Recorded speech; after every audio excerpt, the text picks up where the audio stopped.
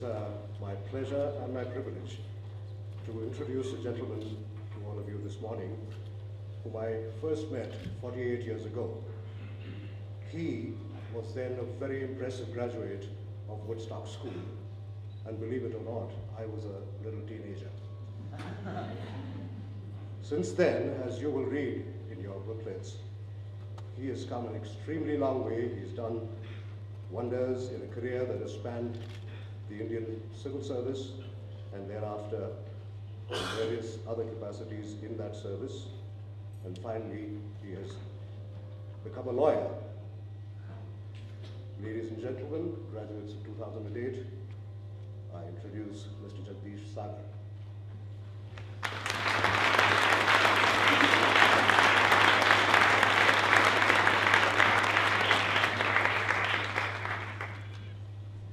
Thank you, Philip. I'll have to start by congratulating the class of 2008 and congratulating the parents present on such an impressive looking group of young people. It's always a privilege and a pleasure to come back to Woodstock, and an unexpected one to have been invited for this occasion. When your principal invited me to deliver the commencement address this year, I was actually too taken aback to refuse. I have been reflecting ever since on what I might possibly say. The obvious way to start is to remember my own experience of commencement in this very place at this time of year in 1960. It was, I should think, pretty much the same in general, the same kind of occasion, but different in points of detail. The boys wore white dinner jackets with black bow ties, and the girls wore white dresses. The class was smaller, about 40 of us, because the student body was more evenly divided in those days between age groups. We sang a class song. That's a custom that's gone. It was when you walk through a storm, hold your head up high.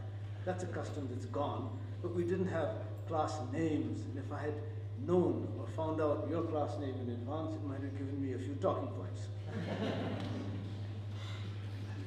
I remember many other things that from that occasion. There are things people said, turns in people's relationships, things that happened, conversations that I remember vividly. There was also a commencement address. I remember listening to it. It was a good speech, but honestly, I cannot, and not for want of trying, remember who the speaker was or a word of what he said. I don't, in fairness, expect you to remember anything I say. Marking the completion of our years in school is one of the very few forward-looking, hopeful, the old-fashioned sense of being filled with hope, transitions that most of us live through. There are others. Getting married is a very hopeful thing to do, obviously.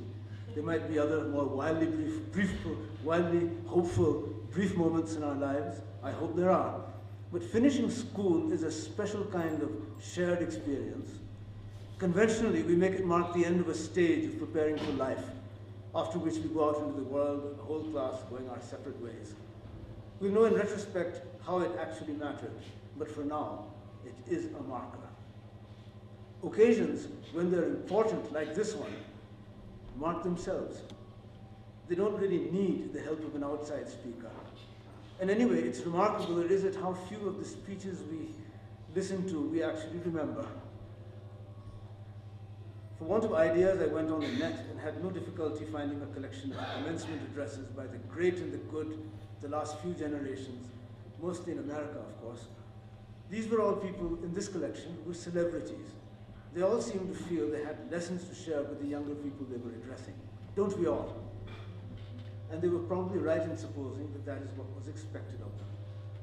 Many of them were important enough or interesting enough to know that their audience, they could hold their audience's attention with snippets of autobiography. Now, William Allen White, the great journalist and editor, addressing the class of 1937 at Northwestern University, started out more humbly, and I quote, "There you sit across an abysm scarcely 50 feet wide, but deeper than the distance to the moon. I come out of one dream world that is memory. You go into a visionary world that is hope. We dwell on these two different planets. How can I hope to get across the chasm of time and space any hint, across the chasm of time and space, any hint, even a flickering shadow of my truth that will reach your hearts.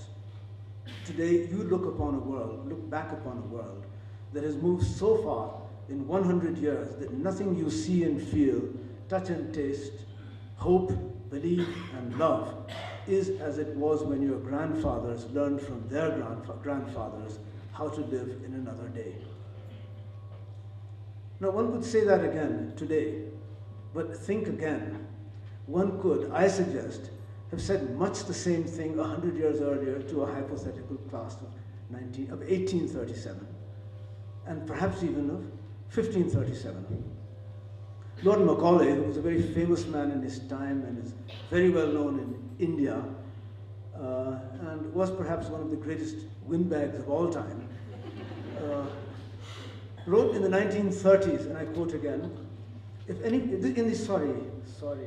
1830s, this is what he might have said to a class of 1837, if any person had told the Parliament after the crash of 1720 that in 1830 the wealth of England would surpass all their wildest dreams, that London would be twice as large, and that the rate of mortality would have diminished to 1/2, that stagecoaches would run from London to York in 24 hours, that men would be in the habit of sailing without wind, and would be beginning to ride without horses, our ancestors would have given as much credit to it as to the prediction, given as much credit to this prediction as they gave to Gulliver's Travels.